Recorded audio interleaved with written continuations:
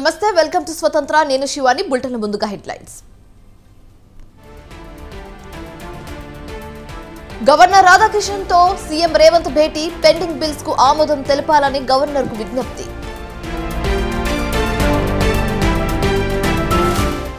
మంత్రిగా జీతం తీసుకుని పని చేయాలని అనుకున్నానన్న పవన్ శాఖలో నిధులు లేవన్న ఏపీ డిప్యూటీ సీఎం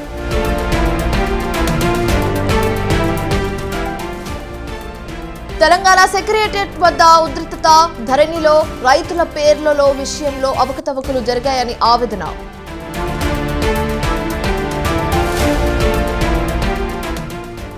అమల్లోకి 3 కొత్త చట్టాలు శిక్ష కన్నా న్యాయానికి పెద్దపీట వేస్తామన్న అమిత్ షా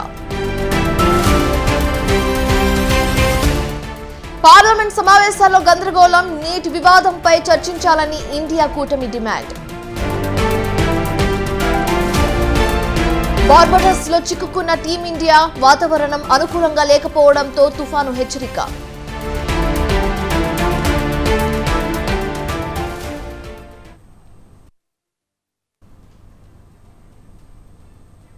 కొత్త న్యాయ చట్టాల వల్ల నేర విచారణ వేగంగా జరుగుతుందని కేంద్ర హోంమంత్రి అమిత్ షా అన్నారు. కొత్త న్యాయ చట్టాలపై అభిప్రాయాలు చెప్పాలని ఎంపీలకు లేఖ రాశానని తెలిపారు. కొత్త న్యాయ చట్టాలపై విపక్ష నేతల అవసర ఆరోపణలు చేస్తున్నారని మండిపడ్డారు. కొత్త న్యాయ చట్టాల వల్ల నేర విచారణ వేగంగా జరుగుతుందన్నారు. నేర విచారణ నిర్దిష్ట సమయంలో పూర్తవుతుందన్న అమిత్ షా కొత్త చట్టాలపై చర్చించేందుకు సిద్ధంగా ఉన్నామని చెప్పారు. कल मध्यरात्रि से मतलब 7/1/2024 से जितनी भी हिंसक घटनाएं होगी या आपराधिक घटनाएं होगी उसका रजिस्ट्रेशन नए कानून के हिसाब से भी होगा और प्रोसिक्यूशन की प्रक्रिया भी नए कानून के हिसाब से होगी.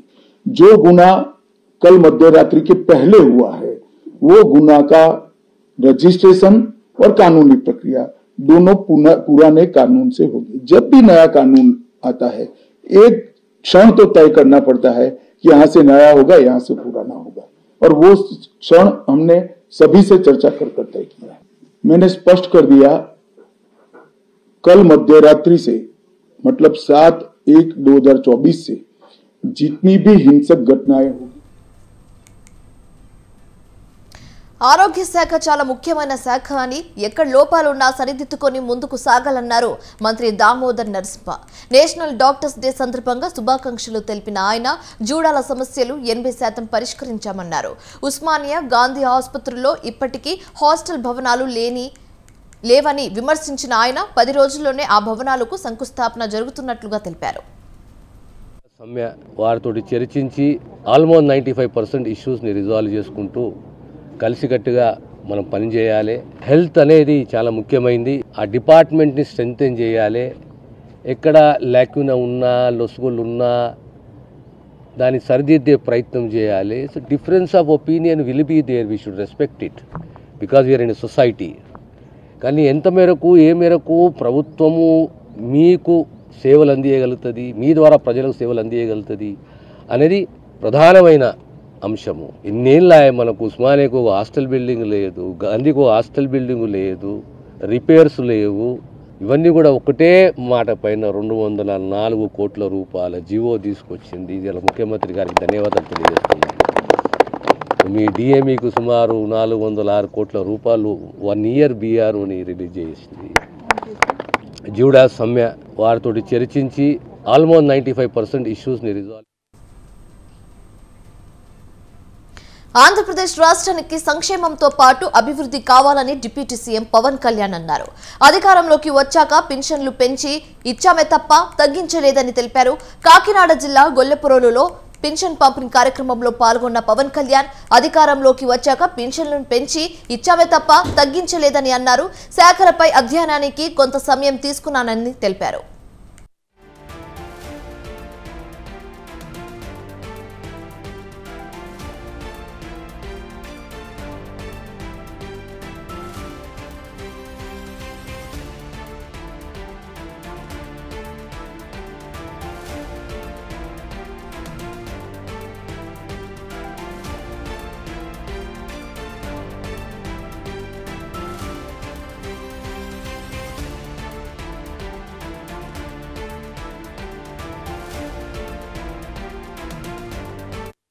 చూస్తే 80% అన్ని చేపల చెరువులు ఉన్నాయి, తాగడానికి నీళ్లు లేవు. గోదావరి పారుతూ ఉంది. మన పిఠాపురం చూస్తే వెళ్తే ఎక్కడ చూసినా ఉప్పాడ, మనకి కొత్తపల్లి ఉప్పాడ ప్రాంతం, మిగతా ప్రాంతాలకు వెళ్తే తాగడానికి మనకు నీళ్ళు లేవు. కేంద్రం నుంచి ఎన్ని నిధులు ఉన్నాయంటే జల జీవన్ మిషన్కి అసలు నిధులకి కొరత లేదు, మనం అడగాలి తప్ప. ఎందుకు చేయలేకపోయారు అంటే దానికి అర్థం కాలేదు నాకు. పంచాయతీరాజ్ అధికారులు చెప్పింది కేంద్ర జల జీవన్ మిషన్కి ప్రతి ఇంటికి రక్షిత మంచినీటికి మీరు డబ్బులు అడగాలే కానీ ఇస్తారు. ఒకసారి కొన్ని పథకాలేమో కేంద్రం ఇచ్చేది 70% ఉంటుంది, 90% ఉంటుంది. దీనికైతే చాలా మ్యాక్సిమం ఉంది. దీనికి మ్యాచింగ్ గ్రాంట్ కొన్ని చోట్ల 40 కోట్లు ఉంది, 50 కోట్లు ఉంది. 40-50 కోట్లు 200-300 కోట్లు చేస్తే మనకి కేంద్రం నుంచి 1000 కోట్లు వచ్చేస్తాయి. అంత మ్యాచింగ్ గ్రాంట్ కూడా ఇవ్వలేని పరిస్థితుల్లో మ్యాచింగ్ గ్రాంట్ ఇవ్వలేకపోయారు, కానీ ఋషికొండలో ఇల్లు కట్టుకున్నారు. బూడిదలో బస్సును పన్నీరు, అది బాధేస్తుంది. కైకలూరు నియోజకవర్గం గురించి చూస్తే 80% అన్ని చేపల చెరువులు ఉన్నాయి, తాగడానికి నీళ్లు లేవు. గోదావరి పారుతూ ఉంది. మన పిఠాపురం చూస్తే వెళ్తే ఎక్కడ చూసినా ఉప్పాడ, మనకి కొత్తపల్లి ఉప్పాడ ప్రాంతం, మిగతా ప్రాంతాలకు వెళ్తే తాగడానికి మనకు నీళ్ళు లేవు. కేంద్రం నుంచి ఎన్ని నిధులు ఉన్నాయంటే జల జీవన్ మిషన్కి అసలు నిధులకి కొరత లేదు, మనం అడగాలి తప్ప. ఎందుకు చేయలేకపోయారు? పర్యావరణ కాలుష్యంపై జవాబుదారీతనం తీసుకొస్తామని డిప్యూటీ సీఎం పవన్ స్పష్టం చేశారు.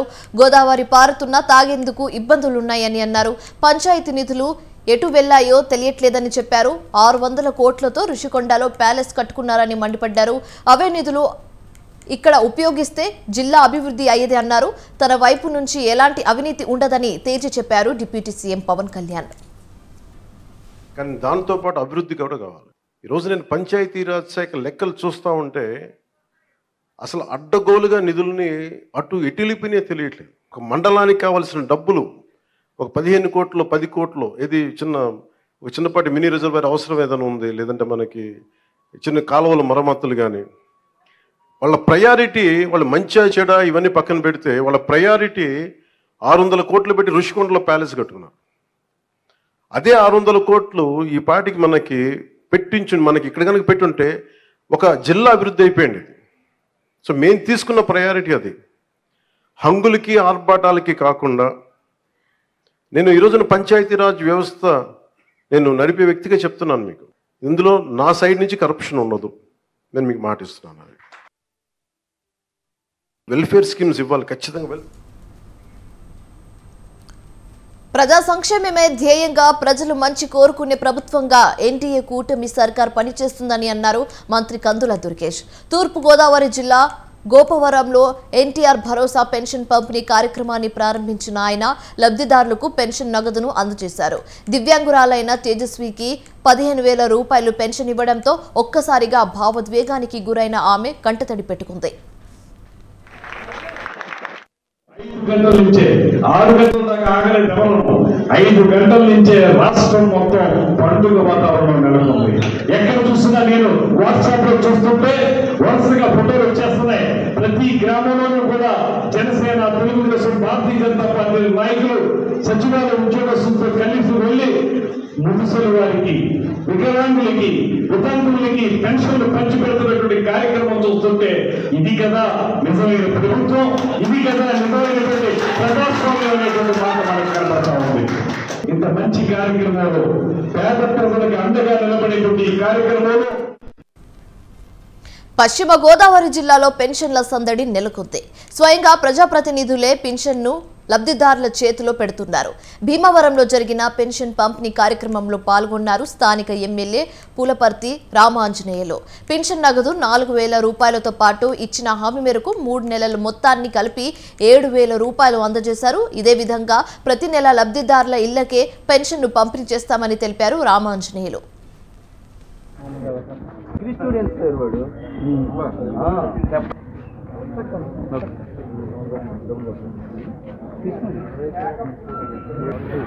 అర్హత ఉంది.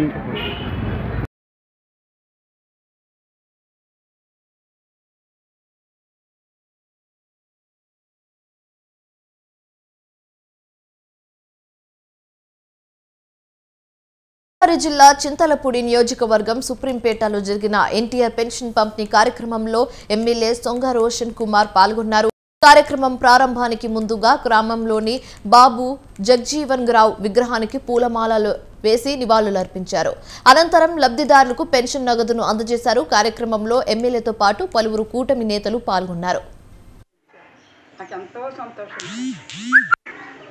నాగేంద్ర పార్వతి, చంద్రబాబు గారు, కళ్యాణ్ గారు, మోడీ గారు మాకు 7,000 ఇచ్చారు.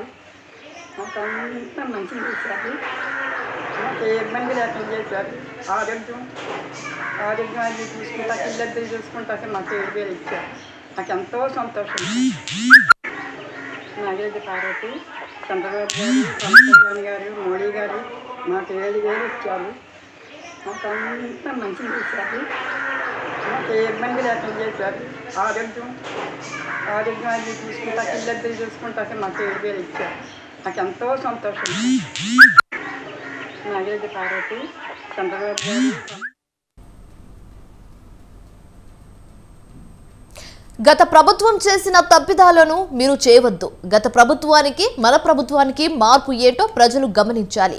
మీరు ఎలాంటి తప్పులు చేసినా దానిని భూతద్దంలో చూసేందుకు జగన్ సాక్షి మీడియా సిద్ధంగా ఉంటుంది. కాబట్టి ప్రభుత్వానికి చెడ్డు పేరు తెచ్చే పనులు చేయకండి అంటూ కుప్పం సహా మరికొన్ని వేదికలపై TDP CM Chandrababu Naidu party నేతలకు చేసిన సూచన ఇది. కానీ తమ్ముళ్ళు ఆకలి ముందు అధినేత హెచ్చరికలు అస్సలు పనికిరాలేదు. స్వయంగా రాష్ట్రంలో కీలక పదవి పొందిన నెల్లూరు రెడ్డి గారే దాన్ని ధిక్కరించిన వైనం. ఆయన ఒక్కడే కాదు, రావులపాలెం, కొవ్వూరు, నిడదవోలులో తమ్ముళ్ళు 5 ఏళ్ల ఆకలితో ఇసుకను మింగేసే బరితెగంపు వైనం పార్టీని ప్రజల్లో అప్రతిష్ట పాలు చేస్తుంది.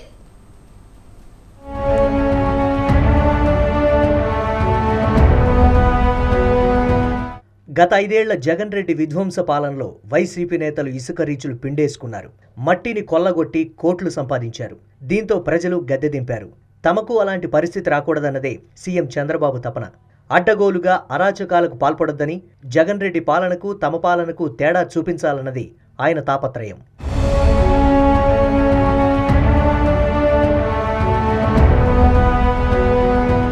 కానీ తమ్ముళ్ల ఆకలి సీఎం చంద్రబాబు తపనను పట్టించుకోవడం లేదు. ఆయన ఆవేదనను లెక్క చేయడం లేదు. 5 ఏళ్లు అధికారంలో లేకపోవడంతో ఆకలిని వీలైనంత త్వరగా తీర్చుకోవాలన్నదే తమ్ముళ్ల ఆశయం. వైసీపీ, టీడీపీ ఒకటేనని చాటేందుకు తమ వంతు కృషి చేస్తున్నారు తమ్ముళ్లు. ఇందులో వైసీపీ నుంచి టీడీపీలో చేరి ఉన్నత పదవులు చేపట్టిన నెల్లూరు మహానుభావులు ఉండటమే విభ్రాంతికర వాస్తవం.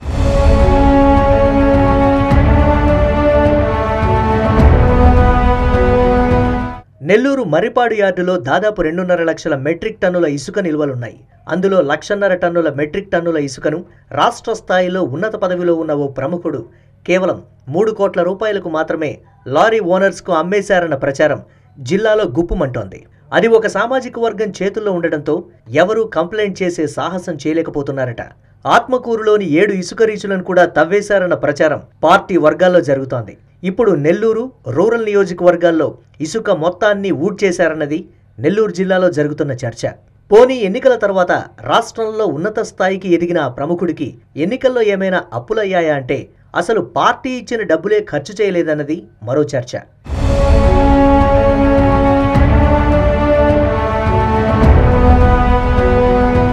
ఇక పశ్చిమ గోదావరి జిల్లా కొవ్వూరు, నిడదవోలు, తూర్పు గోదావరి జిల్లాలోని రావులపాలెం, రాజమండ్రిలోనూ ఇసుకను తమ్ముళ్లు అమ్ముకుంటున్నారన్న ఆరోపణలు పార్టీ వర్గాల్లోనే వినిపిస్తున్నాయి. దానికి సంబంధించిన వాటాలపై కూడా రకరకాల చర్చలు జరుగుతున్నాయి. విచిత్రంగా జనసేన మంత్రికి దీనిపై ఆ పార్టీ కార్యకర్తలు ఫిర్యాదు చేస్తే సదరు మంత్రి తనకు తెలియకుండా ఎలా జరుగుతోందని నోరెళ్లబెట్టారట.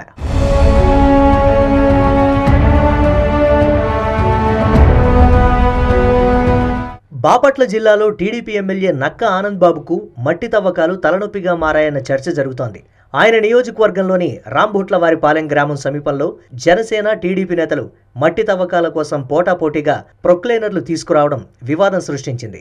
దానితో రంగంలోకి దిగిన నక్క ఆనంద్ బాబు వారం రోజుల వరకు ఎవరూ తొందరపడొద్దని, ఆలోగా తాను నిర్ణయం తీసుకుంటానని చెప్పి సర్దుబాటు చేసినట్లు జిల్లాలో బాహాటంగానే ప్రచారం జరుగుతోంది. కాగా ఎన్నికల ముందు వైసీపీ నేతలు ముందు చూపుతో రాష్ట్ర వ్యాప్తంగా ఇసుకను తమ పొలాల్లో డంప్ చేసుకున్నారు. సమాచారం ప్రకారం అవన్నీ దాదాపు 6 నెలలు డెలివరీ చేయవచ్చంటున్నారు. ఇప్పుడు టీడీపీ నేతలు వాటిపై కన్నేసి స్థానిక అధికారుల సహకారంతో అందిన కాడికి అమ్ముకుంటున్నారన్న వ్యాఖ్యలు వినిపిస్తున్నాయి. వీటి అమ్మకాల బాధ్యతను లారీ ఓనర్లకు అప్పగిస్తున్నారన్న ఆరోపణలు వినిపిస్తున్నాయి.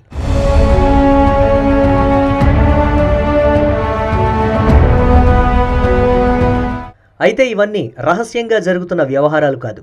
సోషల్ మీడియాతో పాటు స్థానికంగా ఉండే యూట్యూబ్ ఛానళ్లలో వీడియో, ఫోటోలతో సహా కనిపిస్తున్న దృశ్యాలే.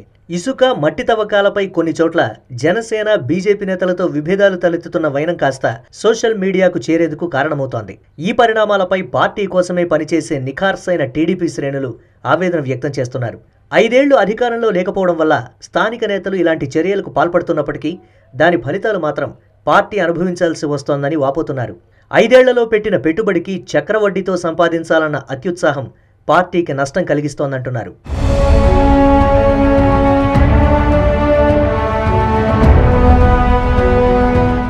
5 ఏళ్లు తాము పార్టీ కోసం లక్షలు ఖర్చు చేశామన్న సాకుతో ఇలాంటి చర్యలకు పాల్పడితే ఇక వైసీపీకి, టీడీపీకి తేడా ఏముంటుందని పార్టీ శ్రేణులు ఆవేదన వ్యక్తం చేస్తున్నారు.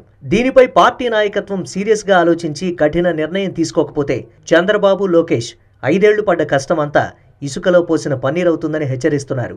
వైసీపీ ప్రభుత్వం ఏ కారణాలతో ప్రజా వ్యతిరేకతకు కారణమైందో అనే వాస్తవాన్ని నియోజకవర్గ స్థాయి టీడీపీ నేతలు విస్మరిస్తున్నారని పార్టీ వర్గాలు పేర్కొంటున్నాయి.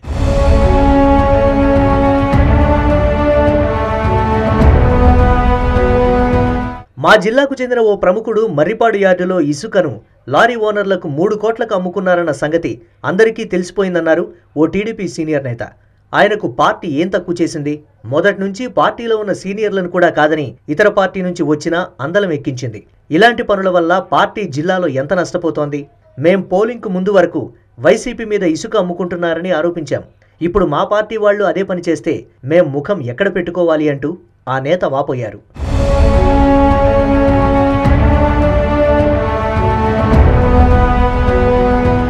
ఇదిలా ఉంటే సాధ్యమైనంత త్వరగా ఇసుక పాలసీని ప్రకటిస్తే ఇలాంటి అరాచకాలకు తెరపడి పార్టీ ప్రతిష్ట నిలబడుతుందన్న అభిప్రాయం వ్యక్తమవుతోంది. ఇసుక ఉచితంగా ఇస్తున్నట్లు ప్రకటించడం ఒక్కటే ఈ సమస్యకు పరిష్కారం అంటున్నారు. అది కూడా డంపులు, యార్డుల్లో ఇసుక అందుబాటులో ఉన్నప్పుడే ప్రకటించడం ఉత్తమమని కొందరు భావిస్తున్నారు.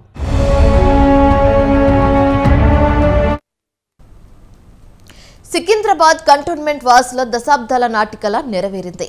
జీహెచ్ఎంసీలో విలీనం చేస్తూ కేంద్రం తీపి కబురు చెప్పింది. మరి విలీనంతో కంటోన్మెంట్ పరిధిలో ఎలాంటి మార్పులు చోటు చేసుకున్నాయి? కేంద్ర ప్రభుత్వం ఈ నిర్ణయం తీసుకోవడానికి కారణమేంటి? విలీనానికి ఎందుకు గ్రీన్ సిగ్నల్ ఇచ్చినట్టు?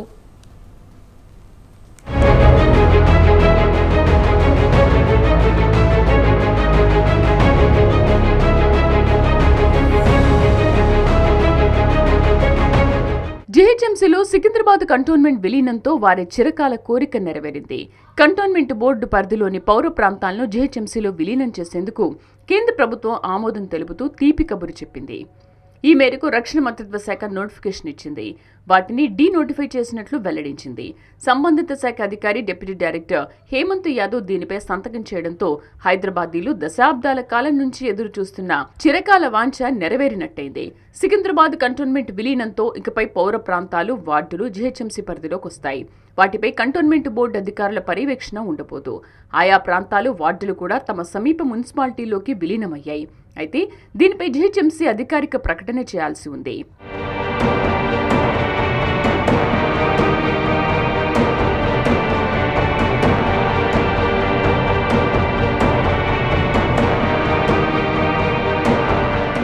సికింద్రాబాద్ కంటోన్మెంట్ విలీనంపై ఇటీవలే ఢిల్లీ వెళ్లిన సీఎం రేవంత్ రెడ్డి రక్షణ శాఖ మంత్రి రాజ్నాథ్ సింగ్ తో చర్చించారు. అలాగే మార్చి 5న రాష్ట్ర పర్యటనకు వచ్చిన ప్రధాని మోదీకి స్వయంగా విజ్ఞప్తి చేశారు. అయితే బ్రిటిష్ కాలం నుంచి కొనసాగుతున్న కంటోన్మెంట్ బోర్డులన్నింటినీ రద్దు చేసి స్థానిక పురపాలక సంఘాలు, నగరపాలికల్లో విలీనం చేయాలని కేంద్ర ప్రభుత్వం నిర్ణయం తీసుకుంది. విలీనానికి సంబంధించిన విధి విధానాలను తాజాగా జారీ చేసింది. ఈ నేపథ్యంలోనే కంటోన్మెంట్ విలీనానికి ఆమోదం తెలిపింది కేంద్రం.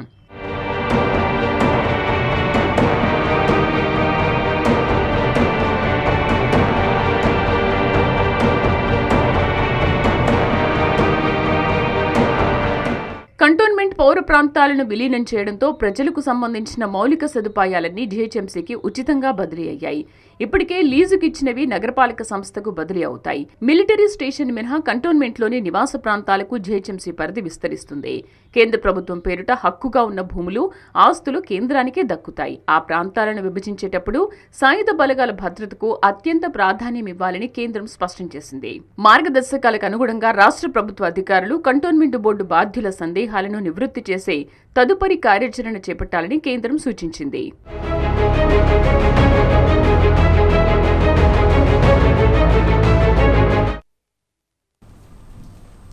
ఇవాల్టి నుంచి కొత్త చట్టం ప్రకారం శిక్షలు పడతాయని విశాఖ దిశ మహిళా పోలీస్ స్టేషన్ ఏసీపీ వివేకానంద తెలిపారు.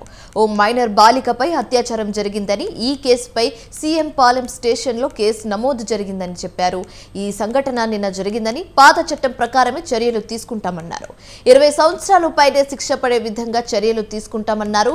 ఇప్పటికే అత్యాచార కేసుల్లో అనేక మందికి శిక్షలు పడ్డాయన్నారు. మహిళకు నిత్యం అండగా ఉంటామని ఏసీపీ హామీ ఇచ్చారు.